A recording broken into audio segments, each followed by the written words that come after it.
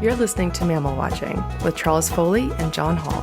You can find other episodes at mammalwatching.com/podcast. Welcome to the Mammal Watching podcast with me, Charles Foley, in Minneapolis. And me, John Hall, in New York. How are you, Charles? Very well, John. How about you? I'm okay, Charles. I'm excited about today's podcast because we're going to be talking to three of the next generation of mammal watchers. But first, we have something new to try out, don't we, Charles? Yes. So in our last podcast, we put out a request to listeners to send us in clips from the field. So when you're going out in the field, you see something really interesting, try and record yourself, either while watching it or afterwards, and send it in so that the rest of us can capture your excitement. And the very first person to have sent something in is Jannico Kelk and Nicolas Rakotopare, who have sent in a short clip from a sighting of red pandas in India. So let's take a listen. This is for the Mammal Watching podcast. This is one of the field notes. I'm Jannico Kelk, wildlife photographer and ecologist. And I'm Nicolas Rakotopare, wildlife photographer and filmmaker. We're on location at Harbour's Nest in the Himalayas of Nepal, and we just had one of the best wildlife experiences of our lives. We're out here looking for red pandas, and we've been here on a 5 nights, 6 days tour with Harbour's Nest, organised by forest dwellers. And we're on our last day, and the guides found a family of 3. So it was a mum and 2 bubs. And we walked into this bamboo forest, which is automatically one of the most beautiful things you'll ever see. And it's incredibly steep to the point that it's like just mental. And watching the other guides and naturalists just fly through it is very embarrassing for Nico. Oh, it makes us sad. It's like we've never been to the gym in our life, but or outside. Yeah, they just move so fast through it. It's been an incredible experience, and yeah, that panting right now is because we are 10,000 feet, and it gets actually quite cold as well. So yeah, it's been quite the experience, quite the incredible experience. As we record this, we're just sitting in this grove, and the mist is just flying through, like a bit of light coming here and there, but just that whole sort of eastern Nepal Himalaya vibe. And yeah, we've just had one of these moments that we mammal watching absolute paradise and dream. Yeah, that was next level. It's our 4th sighting in 5 days. Yeah, that's about right. The first 2 sightings were awesome. The first sighting was of a family, and we saw it for maybe a few minutes, and then they bailed into the forest and we saw them drinking, and that was great. And then the second sighting was of a lone male not far off the road. Again, awesome. The third one was also the same male, but later on he's popped out into the canopy so we could see it from the lodge, like sort of walk through the canopy of the trees at a distance, so through the long lens and the binoculars, but it was really cool to sit in the open like that. Yeah, but this last sighting was just like it was phenomenal. Like how do we explain this? Basically, we just went up to the top of the mountain today to get some photos of Mount Everest. And what was the other mountain called? I'm gonna butcher the pronunciation. Kanchenjunga. Yeah, we got that at sunrise today. So we woke up at 3 and hiked up to a lookout and got some time lapse and some cool video and some photos. And yeah, it was about -10, and just like that was an insane experience in itself. To start the day. And then came back down the hill to the lodge. We're all a bit tired. Actually, we saw another good mammal on the way down. We stopped, and our incredible naturalist, because I've been working around with naturalists for a long, 2 decades, and their eyesight and their experience is just incredible. We're driving down the steepest, rockiest road, and they're just on the side of this cliff that's probably 600-700 meters away. He just spotted Himalayan gorals, which was another mammal we wanted to see in a photograph, so we stopped and spent a bit of time photographing that in the most surreal landscape, this high altitude Himalaya, so nearly 3,500 meters, so 12,000 feet roughly. and seeing gorals. There was some vultures flying around, and we're above the cloud inversion, so we're above like a sea of clouds while looking at mammals. It's and then driving through the cloud, everything was just nuts. And so then we went back to the lodge, had breakfast, and sort of chilled out, thinking that was like already a pretty good day. And then one of the guys, Olin, rushed into our room and said, "Panda, panda, panda." And so we rushed out to the site, and it was nuts. Again, impossibly steep, got through the bamboo forest, and we saw 3 red pandas just hanging out. And I nearly had a hissy fit because my camera just stopped talking to the lens and I was losing my mind. I nearly started crying with happiness and frustration because at one stage, these red pandas just like crawled within, no joke, a meter of me, and it was nuts. If I had my wide-angle lens, it would have been the classic wide-angle in habitat, because we sat at the bottom of a tree and they were eating the bamboo, and then they sort of made their way across the branch, and they move in such a graceful way as well with their long, like, fluffy tail. And as they were coming down, they decided to come down the tree we were towards the base at, and they literally just continued coming down and closer. We couldn't focus anymore. So I just pulled out my phone and started taking some photos with the phone as they silently passed us by. It was insane. It was mental. I finally got my camera to work, and then the animals were too close to take photos, so I had to like grab my phone out, take some video, threw that on the ground once they started walking away, got the camera out, changed lens, and then they finally just settled on this one tree. And again, it was 3 individuals, and they were just like... It was a mom and 2 cubs, older cubs, but a mom and 2 cubs, They were like hugging each other, kissing each other. It was like the most insane thing I've ever seen. They were actually, one of them was using the mom's tail as a pillow for a little while looking at us. And an animal has no right to be that cute, honestly. It's just mind-blowing. It's been a dream for so long to see them, and here we are. And again, seeing it in this environment too, where like you're just surrounded by bamboo forests and rhododendrons.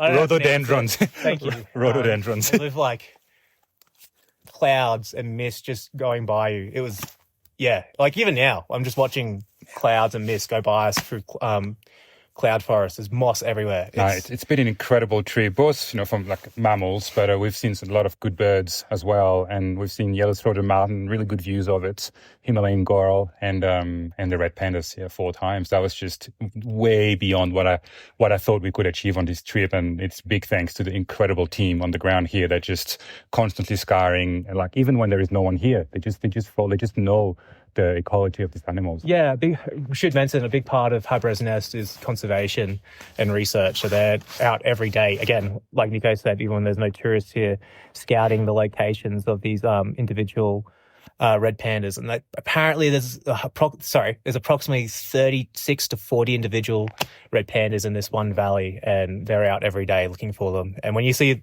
if you ever get a chance to come here, please see it, because then you'll understand what I mean by impossibly steep. The fact that they're doing this every day is just... It's really incredible. Yeah. Anyway, that's our field notes. Yep. Hope you enjoyed. Catch us later. Bye.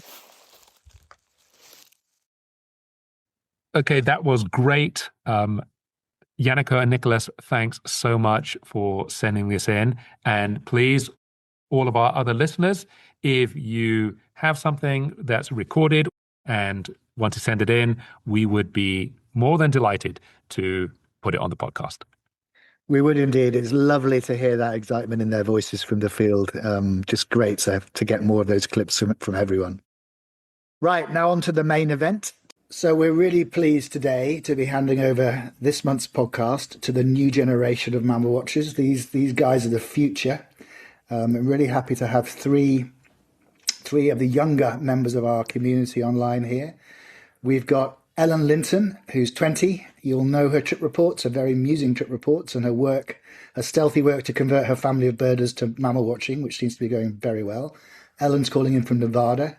We've got Bruno Kovacs, who's calling in from Andilla in Spain. He's spending the weekend looking for Iberian lynxes. Good man, Bruno. You'll know some of his reports as well. He's always turning up to the mammal watching community meetings, so he's very keen.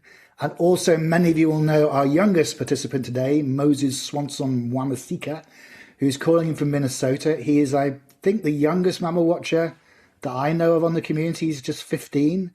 He's written a ton of very enthusiastic reports. He's obviously got the bug really badly or really well, depending on which side you want to look at it. So we were just talking about priorities, and Moses is worrying about things like school, working his mammal watching around that. So we've been telling him that really that's just a triviality that he should forget about. So nice to see you all. Welcome to the Mammal Watching podcast. Thank you. Wonderful to be here. Wonderful to have you. Yes, wonderful to see all of you over here. So let me start out by asking you to introduce yourselves and to tell us a little bit about your story so far. So, Ellen, why don't you start? I was born in South Africa to start with, and I lived there until I was 11. But I've been living in the US for about 10 years now, and I've been officially mammal watching for almost 3 years. So far, I've only got reports up from the US because I've been suffering trying to get a passport for ages. South Africa is not great about getting passports out to people who live outside the country. But I'm able to get a US passport now. So finally, I'm going to get some international trips going. This year, I'm doing a lot of traveling. So I'm really excited to put out reports on the site. Excellent. Look forward to receiving them. Bruno, how about you? I'm Bruno. I'm from northern Spain, from Santander. I was born in London, and when I was little, I moved around a lot from London, Budapest, and Hungary and Spain.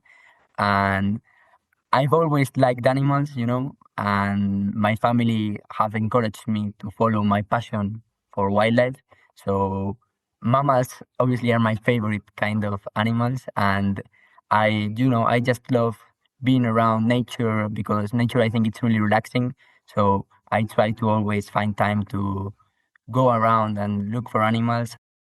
And finally, Moses, the youngest one of the group. And I should mention that I've known Moses most of his life, seen him growing up, and he used to attend parties at our house in Tanzania.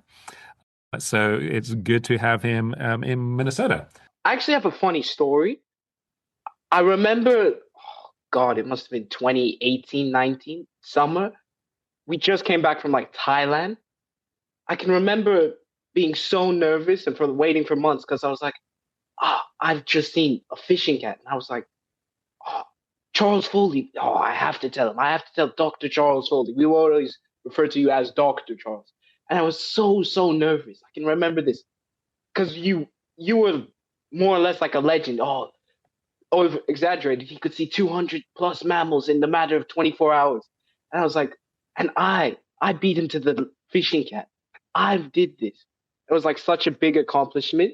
I just remember the pure excitement I had because I had beaten what then was the greatest mammal watcher biologist that I think I've ever met then. And yeah, I grew up mostly in Arusha, Zimbabwe, a bit in Virginia, 4-ish years, and just recently moved to Minneapolis. My goodness, you're making me blush. I was going to say, Moses, how much money has changed hands for you to give Charles that right? No, not Charles, sorry. Dr. Foley, the legend.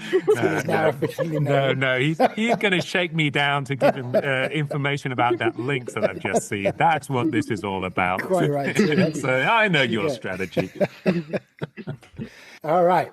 So you guys have talked a little bit already about your love of nature, but how did you become mammal watchers? How did you first identify yourself as a mammal watcher? Let's start with Bruno. I don't know if I can say this because I started by bird watching, so I know for you, John, that's not the best thing. As long as it's in that direction, it's fine. The other way around is a problem, but let's talk about that later. I've always been, the type of kid that was out and about in nature and just, messing with insects and climbing up trees and things like that.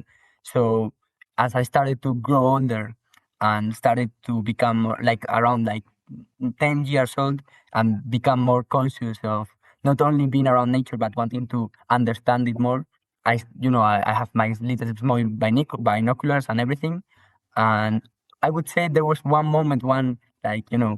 clear moment for me that was after I found out the Mammalwatching podcast on Spotify accidentally. Just, by searching mammals, I don't know, I just searched mammals podcast and, there was the Mammalwatching podcast. Wow, these guys are talking about going to Africa and seeing all these types of animals and then going to different parts of the world. And I was like, I have to search it up on Google. And after searching it up on Google, I said, wow, that's what I do. Like I do mammal watching. I didn't feel myself identified by mammal watcher, but like I do that.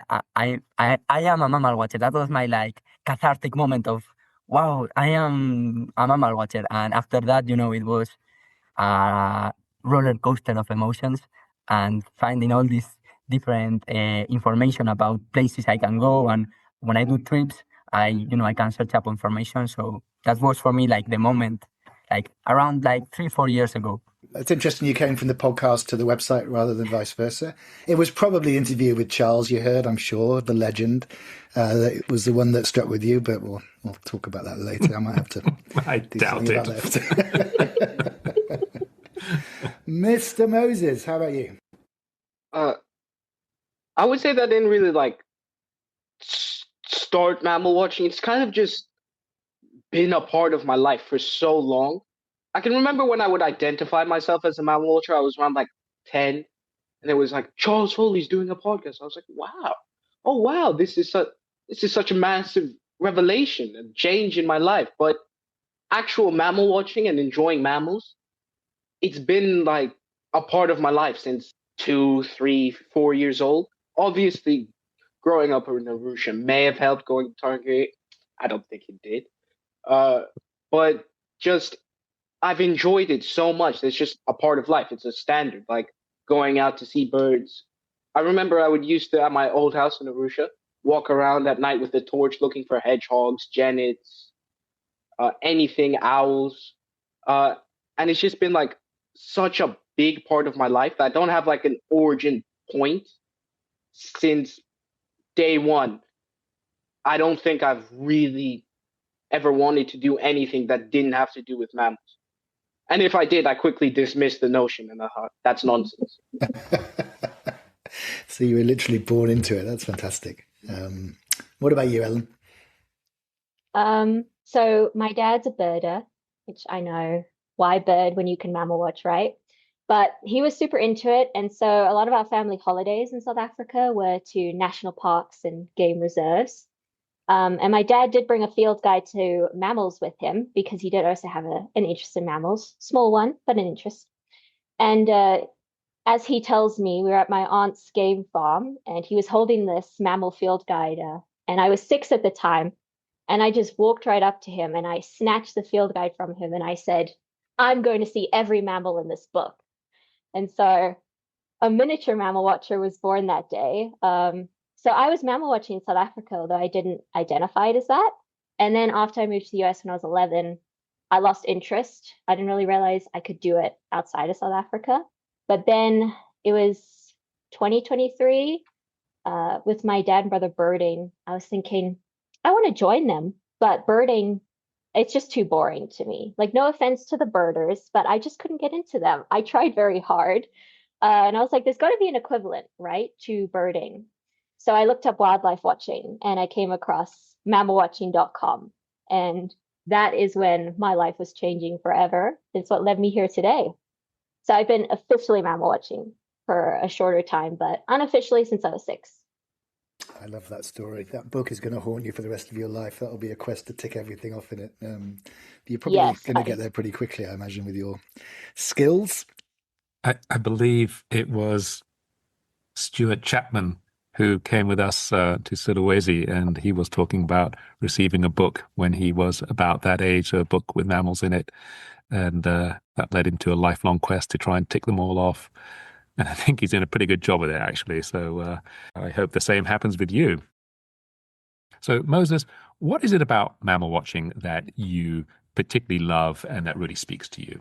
I really love just like sitting down and spending as much time as I can with any mammal. I love studying their behavior, seeing, oh, what does this do? Or why is it doing this?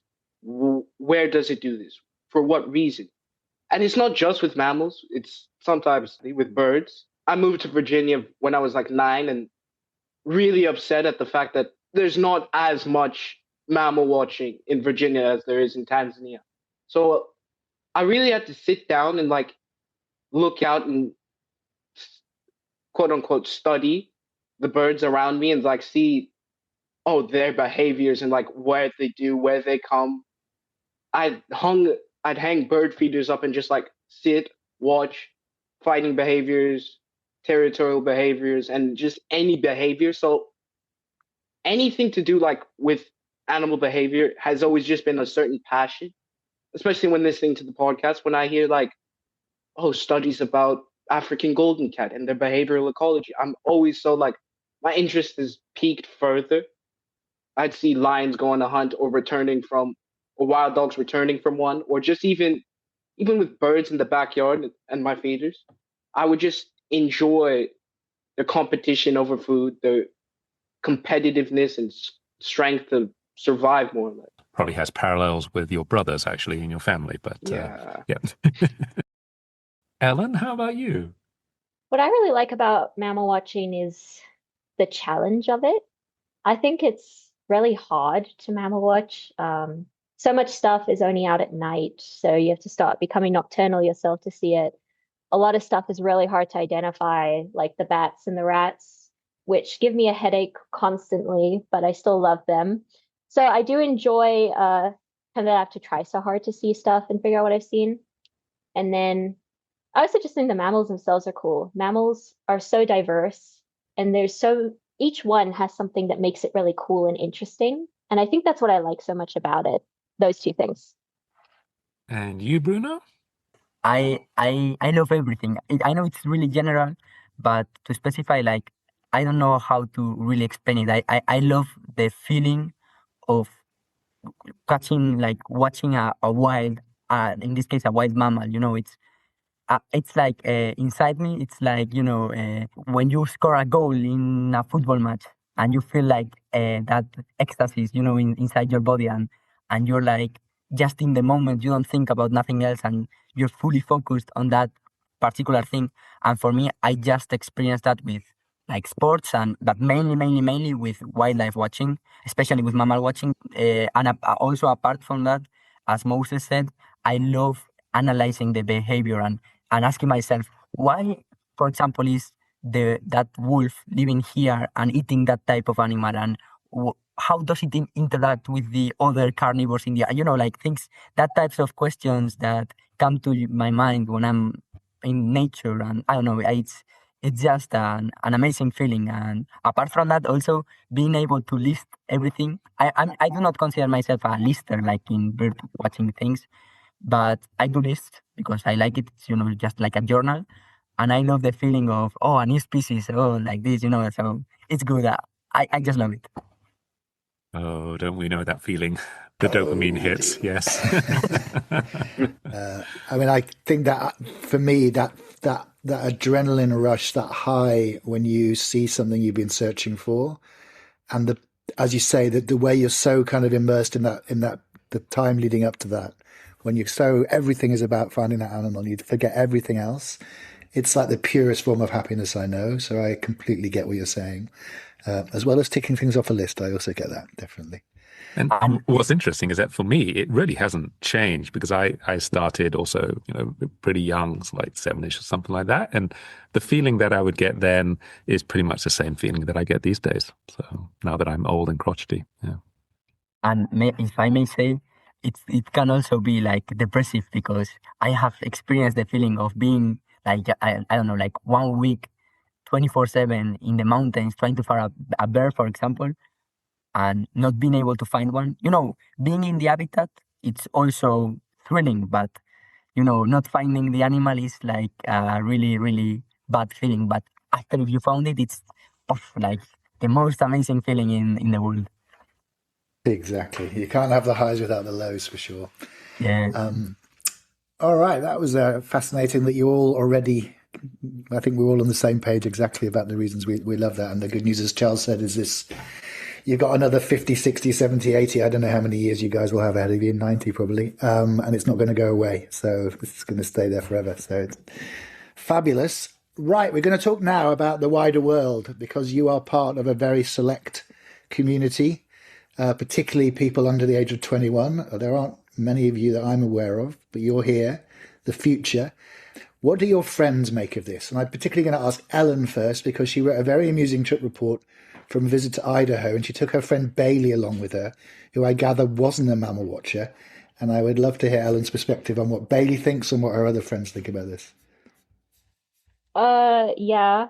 Bailey and I's trip initially didn't start out with much mammal watching on the docket. And then, of course, I was like, we should go here and here and here.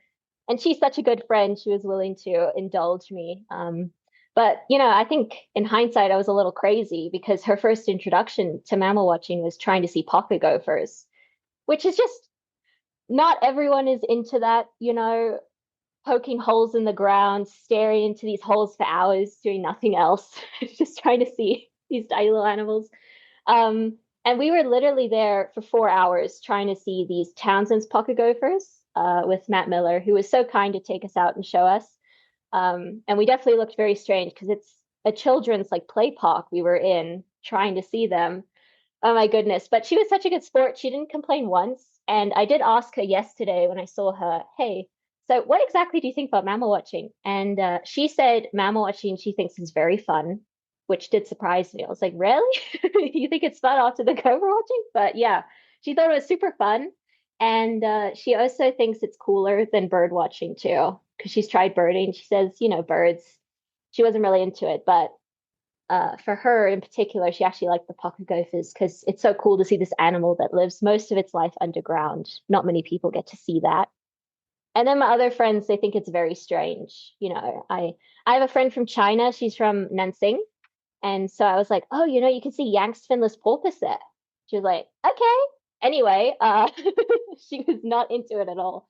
But I'm lucky to have one friend, I think, who's on the path to becoming a full mammal watcher. Excellent, excellent. Bruno, what about you? In my case, I am really, really lucky because not especially mammal watching, but I have been able to engage my friends in the wildlife watching passion because my trick was to, for example, if one of my friends likes survivals, surviving in the nature and everything, I say to him, come with me and we can go one night in the mountains, sleep in not in a tent, with the sleeping bag in the mountains. And magically I bring with me my binoculars and the telescope. And after we're in the mountain, when we get up early, we can look and, after that, everyone is gonna actually like it. I love telling people how much nature is amazing. I don't know, I just really, I try to find one thing people like about nature in my area of friends and everything. And with that thing, I try to push them, not push them, how do I say it? Lead or encourage them, open them to this amazing world of mammals, and they can find their own path.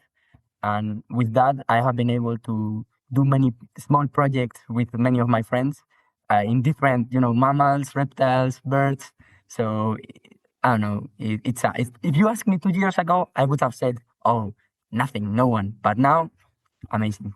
Fantastic! You're a born salesman. Moses, how about you?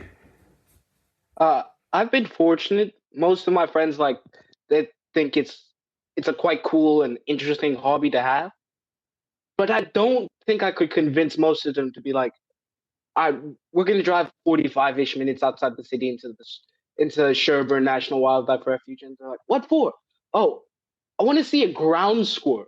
And I don't think I have the salesmanship as Bruno to try to convince them to travel 45 minutes for just the ground squirrel or gophers or pocket mice. But they're really interested in the hobby.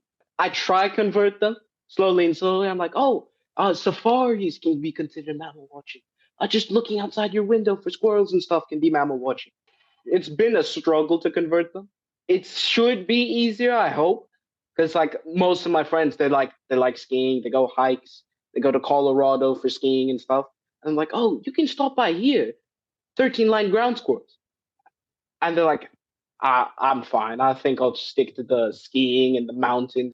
But I've still been fortunate, especially on school trips. I remember I tried to ask my teacher, we were going Shangani in Zimbabwe. I tried to ask my teacher, is it okay if I go out at night, get a torch, and just like look around? And she says, what for? I'm like, oh, any interesting rats, rodents, maybe even like mice. And I always get the same reaction, like, mice, especially from Zimbabweans who more or less they're not fond of mice. They really, that's putting it lightly. They really don't like mice and rats, especially the giant pouch rats that we would get in our backyard. I try and like, oh, can you just like help me walk around? And like, no, we're gonna get it and we'll cook it and eat it. And it's like, no, I want to see this, please. At least let me see it first, or try and like conserve it. So it's been not a struggle, but it's been like fortunate to have these people surrounded with me who enjoy it, but not to the same extent. They enjoy like the elk, the large bison, moose, and the like, but they won't go for like the smaller, lesser known rats, bats, squirrels, most rodents, rabbits. Those are kind of like a bonus. They're more for like the large, famous big five type animals. I have an impression at the moment that birding is becoming pretty cool with the Gen Z in America, at least. And there's been a bunch of things happening with Gen Zers getting into it, and they don't even know about mammal watching. So maybe for Gen Alpha, it's going to be the mammal watching, or the younger Gen Zs. That's where the new cool is. I just wanted to say to Moses, like, if you can't convince your friends to go mammal watching, maybe you can take the plan B. You kidnap them, you take them by car into the forest, and you make them watch mammals, and until they don't love it, they can't go back home. That's Let me get my driver's license first, and then we can start talking about kidnapping. Driver's license and some rope. If there's anyone from law enforcement watching, mammal watching does not endorse kidnapping people. That's right. Even in Minnesota. No.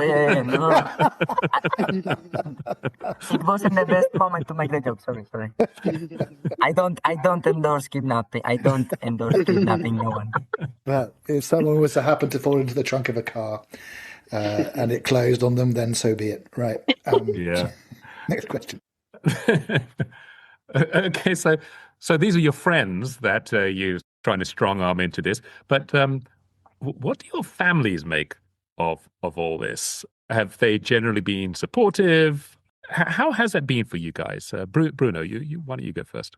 For me, like, it has been really, really good, because if it wasn't for my family, I wouldn't be able to, go every weekend to the forest or to the marshes, or, me, myself alone, I wouldn't be able to just go so many places. And especially my father, also my mother and my sister, but especially my father has been like, he calls himself the taxist, like, he takes me there, he drops me off, he's maybe sometimes, oh, look, amazing, really good animal, but he takes a nap, or he goes and takes some photos of flowers or anything. But yeah, like, maybe every week we go 2 or 3 times to a place 1 hour, 2 hours away.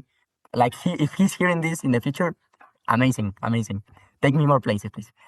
And my sister and my mom, they also like it. I have taken them to many places. But obviously, especially my sister, she's like, why would you go, like, if you're in, I don't know, in Vienna, why would you go to a cemetery to try to find hamsters when you can be, I don't know, partying or in a or in the hotel? Like, she doesn't completely understand it. But sometimes when it's aesthetic, or TikTok vibe, and she can take some photos or anything, yeah, she likes it. And have there been any animal sightings which have just been really spectacular, where even your sister has said, wow, that is really great? Mammals, like, not mammals, but birds, flamingos, and a couple of times really, really colorful birds. She has been, because she likes art also, like artistic things. She doesn't have really the patience, no disrespect to my sister, but she doesn't have the patience, I think, to be able to be hours and hours to find a bear or a wolf. She hasn't seen those type of things. But when we see deer or really colorful birds, and I have in my mind the first time I saw flamingos in Portugal, like 5 years ago, and that was like I could feel it, like like that type of thing. And mammal wise, monkeys in Morocco, that was like for everyone in the family, like a really amazing moment. And Moses, obviously, I know that your dad is in the natural history sphere and has always had an interest in it. But you also have two younger brothers. How do the dynamics work out in your family when you guys go mammal watching?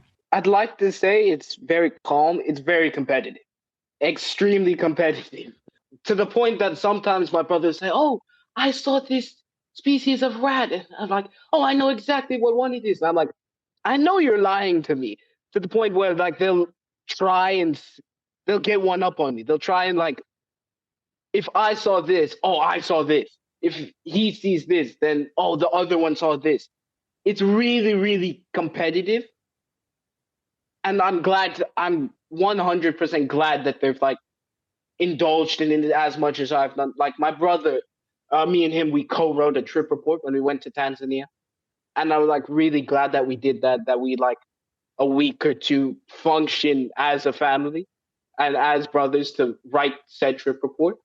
But it's extremely competitive. Example being, we went to Save Valley in Zimbabwe. He claims to have seen a lion. He always says, "Oh, me and Baba saw a lion." I'm like, there is no way you saw a lion if my father is saying you didn't see a lion.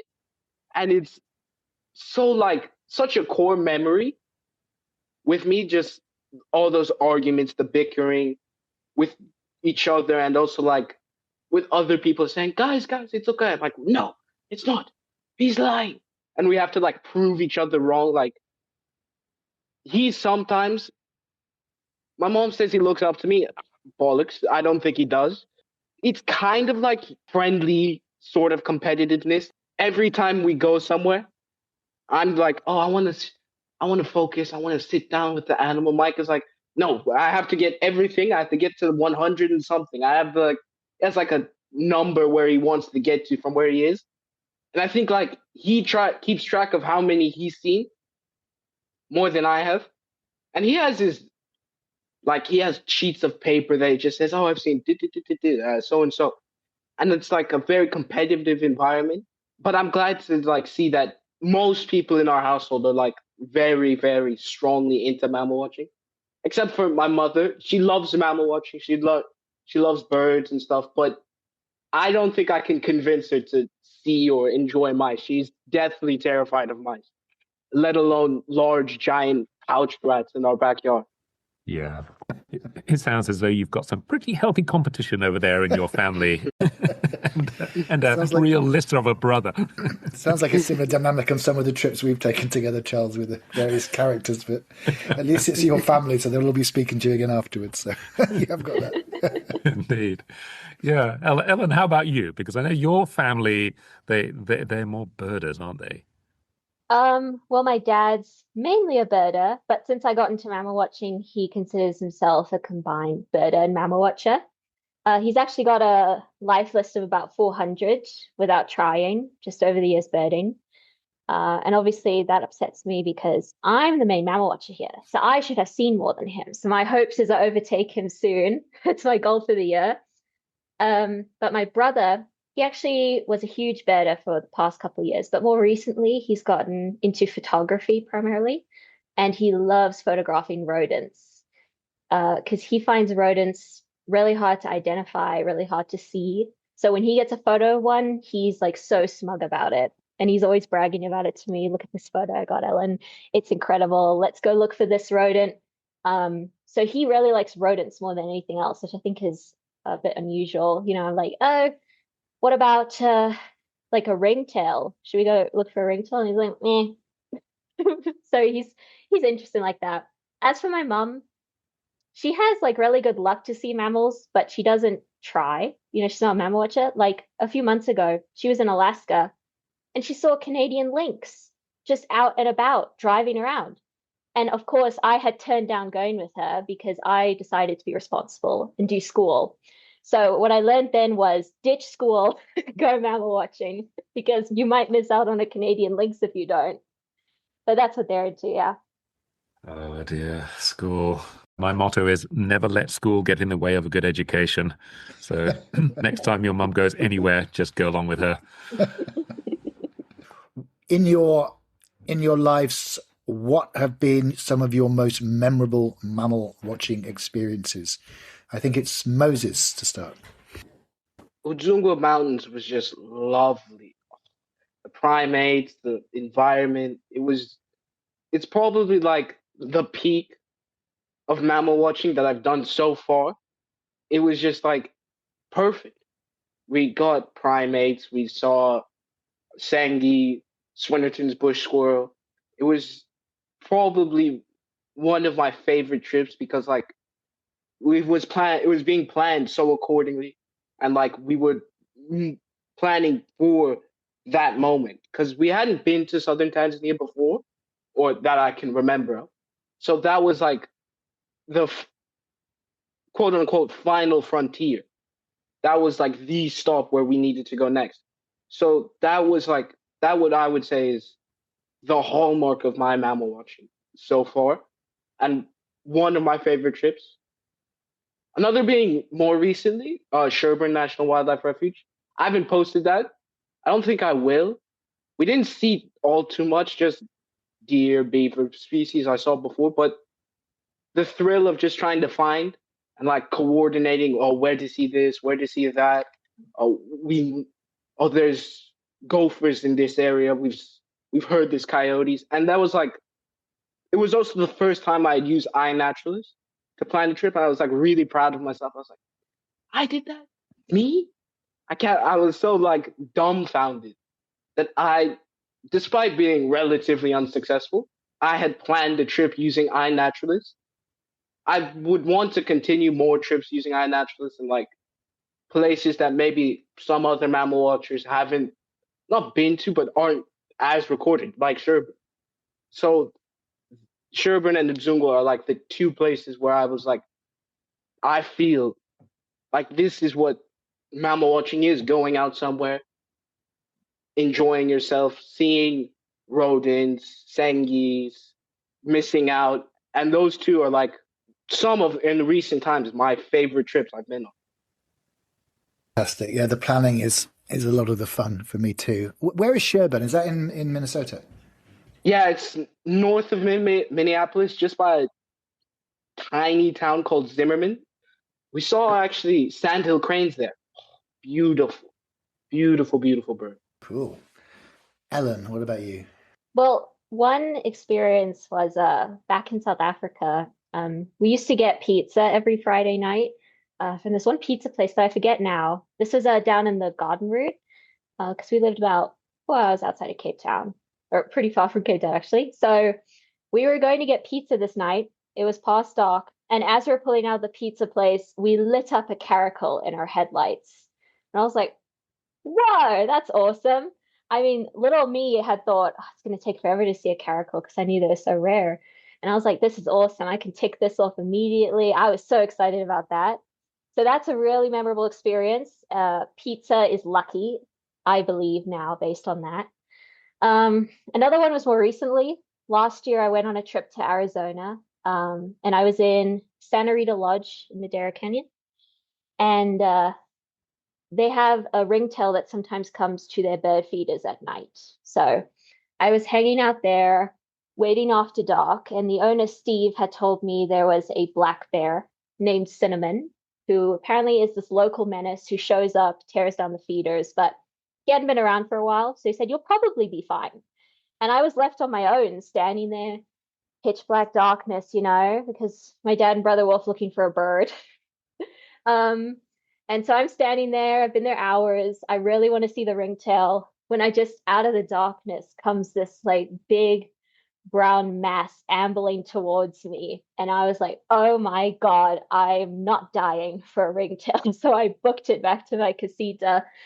But that's memorable because I've always thought people are very casual about bears here. Do you know if it's growing up in South Africa, you're like very aware of dangerous stuff around you, but everyone's like, yeah, there's bears. You'll probably be fine though. You can scare them off. I'm like, still a bear. I'm scared of the bears. So I was very happy that ended okay, but never stake out feeders at night by yourself. That's the lesson there, guys.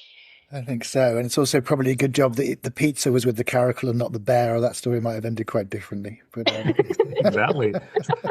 Yes. So did you see the ringtail in the end? No, I didn't see it anywhere. Oh. I'm so sad about it, but I'm going to try again this year because I'm so desperate to see a ringtail. They're so cool, you know? they are beautiful, beautiful animals. Bruno, what about you? Do you have a favorite? My long years of mammal watching, I haven't been, like outside of Europe, just Morocco to watch animals. So I haven't been to a really biodiverse place with a lot of easy mammals. I think the first time I'm going to go to Africa, I'm gonna cry because, not Africa, sorry, like Namibia, because Africa is very big, but just like a safari or something like that. But I have really a lot of really fun encounters with mammals, but I would say my top three are watching dolphins and short-finned pilot whales in the Gibraltar Strait during the migration of the cetáceos. I don't remember the name in English. And that was amazing in the boat, feeling the wind on your face and being able to hear the dolphins coming out of the water. It was just, like a wow. And also, the second, like, most amazing experience was going to Somiedo to try to find the Cantabrian bears, which was they are in my area in northern Spain. Bears are like this mythical creature because they were almost hunted, and not only hunted, but killed to extinction, and they are nowadays coming back really slowly but steadily growing back the populations. And Somiedo is a great place to go. I was there one time before, but I wasn't lucky. And this second time I went with two friends, my dad and me, and we didn't get a hotel or anything, just a camping in the woods. And I remember waking up every morning, like at 6 o'clock in the morning, and seeing a stone marten, and then many. I think it's one of the best experience. It was a Spanish safari because it was just all these amazing really encounters, and the final best moment was actually being able to find three bears, which was and one of the bears I found it myself, not other people or anything. I was just looking up, and there it was, and it was as I said before, it was like this dopamine hitting me that it was just amazing. And lastly, because I don't want to talk too much, there are two other encounters. My first time seeing a wolf, which was like 3-4 years ago, which was amazing, which was really far away, but it was just amazing. And it's not a really weird animal, but the golden jackal in Hungary, because I usually go a lot to Hungary because my dad is from there. And also over there, jackals aren't really talked about, like people don't know about them. And I heard like many reports, and not reports only, but like scientific papers talking about the expansion of golden jackals in Europe. And I was like, I have to find one. So 3 years since 2022, 2023, every time I ask many biologists, where can I see jackals? And they told me, here. I went, I didn't see them. So this year, I went with my little cousin and my dad, and we were just around Lake Balaton, and we were just a morning walk, watching birds. People have told me in the area there were some golden jackals, but I said, they can be here. And it was like 8-9 o'clock in the morning, and I remember just looking like in between the reef, and I saw like a white thing, and I said, a white thing over there. I took my binoculars, and there it was, the face of a golden jackal. And I remember telling my little cousin, come, look. And my father was able to take some pictures, and we slowly tried to get closer, but it disappeared like a phantom, like it was never there. And it was like just talking about it now, it's really it putting my hair up. It's amazing. And I have more, but these are like my most memorable experiences. Thank you. And it's a shame this podcast is only audio because the smile and excitement on your face as you're telling these stories is quite infectious. I can see why you persuade your friends to join you. I actually have a question. Just wanted to ask this. I think everyone kind of has bogey mammals, the stuff we really struggle to see. But I was wondering if you guys have mammals that you see like all the time without necessarily trying. Because when I was in South Africa, I had this thing where I was always seeing aardwolves, like aardwolves and brown hyenas. I didn't really have to try very hard, and I would just see them all the time. So I was wondering if you guys have mammals like that you see a lot. Pouch rats, actually. A lot of rodent species. I don't really necessarily try to see them.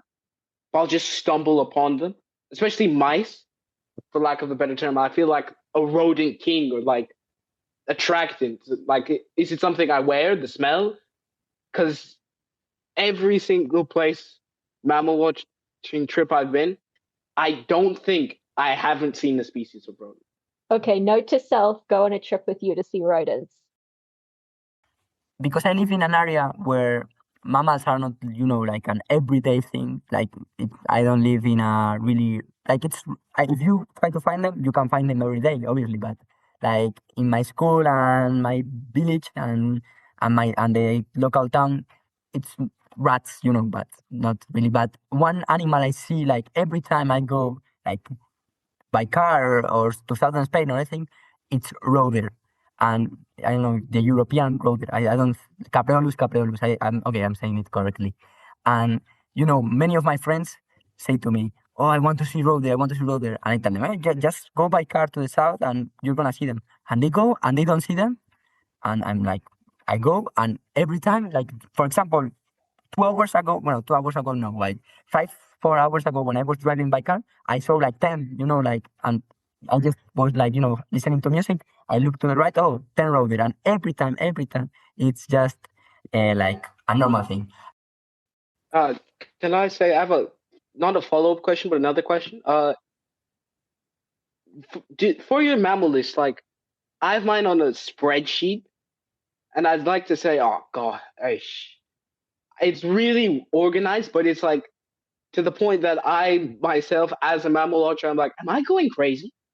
I would like to ask, do any of you have like how do you keep track of your list? Like, I just have a spreadsheet. Yeah, and I can come in on that one. I use an app called Scythebill that's free, and it's on I'm always plugging it on my site. It's really great because it's a bit of an investment to start because you're going to have to go back in history and type all your mammals in as you saw them. But you can record a bunch of other information, like whether you photographed it, heard it, possible, blah, blah, blah. But the great thing about it is then you can just get statistics on anything you want, like how many mammals did I see in 2022?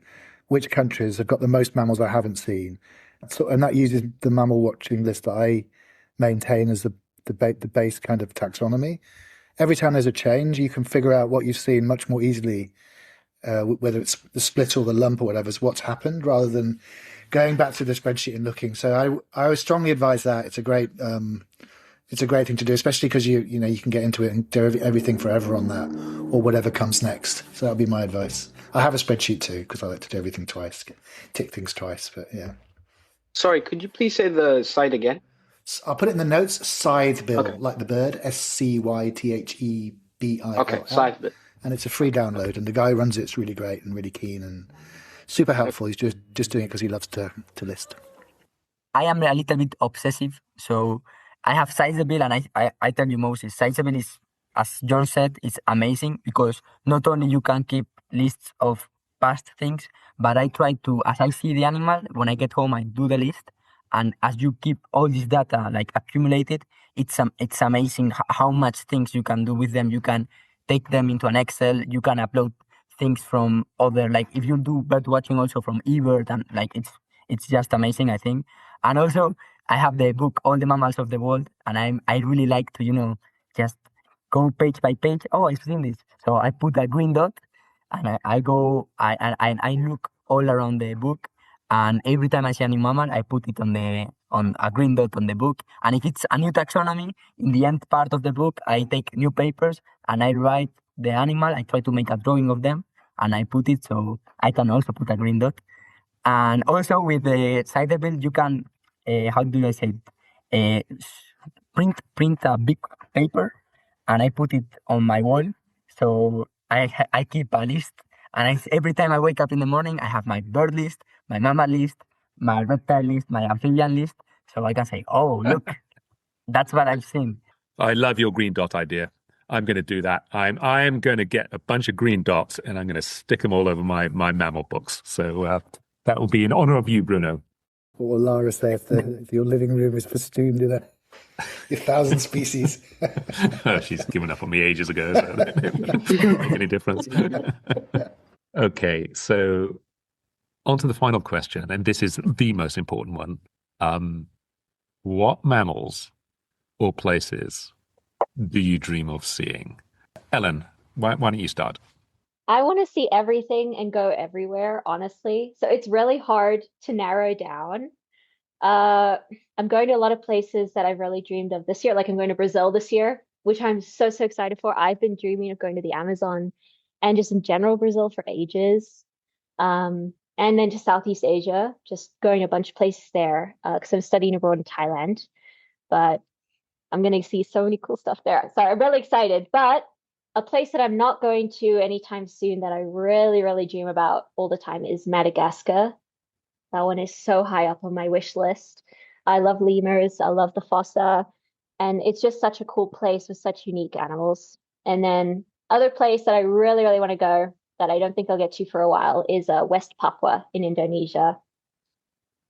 Just such cool stuff there too. Those are probably my two biggest wishes. That it's going to take a while, I think. And you say that you're studying in Thailand this year? Yeah, I'm going and studying abroad for the full semester, so August to December. Excellent. And can I assume that you're studying biology? No, actually, I'm majoring in human development and family sciences. I don't have the brain for biology, sadly. You know, it goes over my head when I try and learn that stuff. I wish I could, but I'm going to do a lot of mammal watching while I'm there. It's my main reason for going on the study abroad, to be honest. Right. And very smart for not studying biology. It means you'll actually make some money in your life. So, Moses, how about you? For me, I have this weird thing for like month to month. I'll have a place where I'm like, oh, I need to go there. Next month, oh, I don't need to go there. Oh, I need to go this place next. And it changes. Like last month, I was really, really invested with going into the Pantanal, Pusado Aguape, Porto Zorfe, and all of those places. But now it's just like, how about Colorado? Oh, that's interesting. But for me, like the main place where I need to go again is Uganda. Especially when hearing Harrier tours, I'm like, I need to go here. I need to look at the mammal watching tours. Go on my computer and see 21 plus. I'm like, what? It's outrageous. And I'm like, it's a part of Africa that I'd love to be. I've never technically been in a proper rainforest.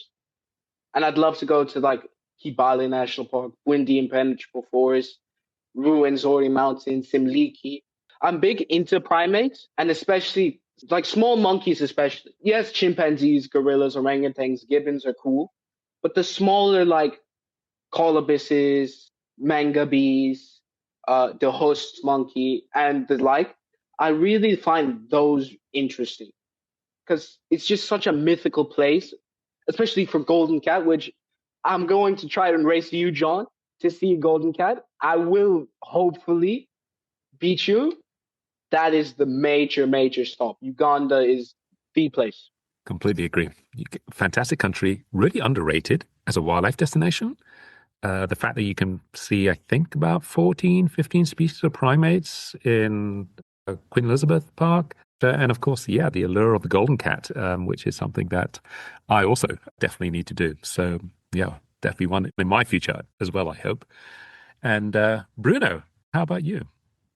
I have to say, I completely agree with both Moses and Ellen. I also love primates. Primates are like my main mammal thing, like not mammal thing, like my main, like the thing that drives me to want to work with primates. And also I agree with Ellen, I don't think there's a place in this planet I wouldn't want to go, because I think there's animals and also people, I want to meet, but animals all over the world, so and mammals all over the world, so everywhere. But of all these places I want to go, that like my main top three places would be Namibia, because my parents, it was like my mom worked in Angola and she used to go to Namibia a lot, and she went to Etosha National Park, and I have all these photos since I was little. I look up all these, like not photos in the mobile phone, like photos, like I don't know how to say it, like paper photos of elephants and my parents, and in the background you can see giraffes and things like that, and I'm like, wow. And so for me it has been like, since I was little, just looking all the photographs, trying to identify everything that's on the photographs, and I want to be there. It can be Namibia because the love, or Tanzania, or some place I don't know, in the southern part of Africa, and also the Congo basin, like the Congo as a country. I think it's because one of my two main references in like the biology world and natural world are Jane Goodall and Diane Fossey. Since reading Gorillas in the Mist and watching the films and being able to see Jane Goodall's documentaries and everything have made me, just want to be like them. And I watch gorillas in the wild. I think inside me, if I don't do it, I think I am not going to die happily. And also, like anywhere in the world, like if you say to me, Saudi Arabia, I would say, wow, the Arabian oryx, I want to go there. If you tell me Costa Rica, obviously. If you tell me Thailand, Australia, anywhere in the world, like I just want to travel, meet people, and watch animals. Absolutely. Can I say one thing? Just because it has been in my mind for a lot of time, and I think it's important if I say it. For me, mammal watching is really important, but in my opinion, if we, like me and everyone around me, wants to watch animals or mammal watch, the most important thing that I think comes before this is to conserve the natural places, and not only conserve the natural places, but also empower people all over the world and equality. Because if we don't do that, like the earth is not gonna be here and animals are not gonna be here. So if we don't connect those two things, mammal watching isn't going to be possible. And I think it's a really important thing to say, because if we don't understand, like at least me, when I was 1 year ago, 2 years ago, I didn't understand this, and now that I do, I want to share this message I think it's really important to say it. Amen. Yes. And as you know, one of the things we're trying to do is empower people through mammal watching. So that's obviously it has a big conservation component to it. I don't know if there's time, but I had one last question for John and Charles. Like, if I may ask it, like, what would you say to us, as you are like you are like the professional mammal watchers, the experienced mammal watchers, and we are like the newbies. So, what would you recommend us not only to do, but like in the mammal watching life? What would you recommend? I don't know how to say it exactly, but should I say it again? So it's. No, I think I understand. I just don't think I've got anything useful to say. You're doing it already. Right. Stay curious, stay adventurous, take every chance you can. For me, it's always been about priorities. My children will say that's at their cost, but I think see this stuff while you can. Like you said, it's so important we conserve this. And mammal watching is great because it's something you can do that you love that's actually helping what you love to stay alive, often. So take all these opportunities whenever you can. Some people are very fortunate, they have many, other people's less so. But if you really want to do these things, you'll find a way, I think. And you've already had all three of you have got such a great start. On your mammal watching career, I don't think there's anything else I can say, but just stay as enthusiastic as you are. And it's great to have you as a part of this community. Yeah, and I think there's lots of different ways that you can do mammal watching. Some people become natural historians or work for a conservation organization and then go and spend time out in the field, and they do it that way. And other people, they work in something that's not related at all to wildlife, but then that gives them the resources that they can go out and use to go in and see mammals. But bottom line is, it's really a function of how much time you just spend out there. And if you spend enough time out in areas where the animals are, eventually you'll see them. And that's the key thing. So it's all about enthusiasm, which you three guys have got in spades. So you will have great mammal watching careers ahead of you. Moses, Bruno, Ellen, thank you so much. I feel like I know you already from the reports you've written, but it's really great to have this chance to chat properly with you in person. I've often thought as I've travelled how similar people are, because when we travel to all these incredible places and all these people of very, very different backgrounds and cultures, and there's such a similarity, a shared similarity with people who love wildlife. There could be someone who's grown up in a village in the middle of the African rainforest, or someone who lives in New York or Minnesota or wherever who loves to do this. But when we're together looking at things, it's the same emotions. But I've never really thought about that similarity across the age groups as well. But everything you've said has been like, I get it. I completely get it. I feel the same. And I know Charles is nodding as well. And I don't know, are there many things that people can do who are, 15 years old and pushing 60, or we all feel exactly the same way. We've got the same smile, the same sense of adrenaline, the same enthusiasm. I think it's wonderful, this hobby of ours, this community, that's such a great, that brings people together so much for something that is so much fun and is so worthwhile, and is, for me, what life has always been about. So thank you for letting me see the world through your eyes in that way, and for finding we've all got so much in common. Great talking. Lots of great stories. I think the lessons are, if you want to go on a trip and see a rodent, you go with the rodent king Moses. If you want to go on a trip that's supposed to be a road trip but turns into a mammal watching by stealth, you go with Ellen. And if you want to get kidnapped and thrown into the trunk of a car, you go with Bruno.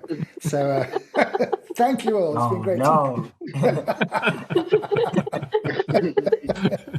Yes, and just to add, it's been so fun talking to the three of you and basically seeing my young self through your eyes. It really has been absolutely wonderful. So thank you so much for coming on the podcast. Thank you for having us. It has been amazing. Yes. Thank you. Pleasure. Thank you. Thank you so much.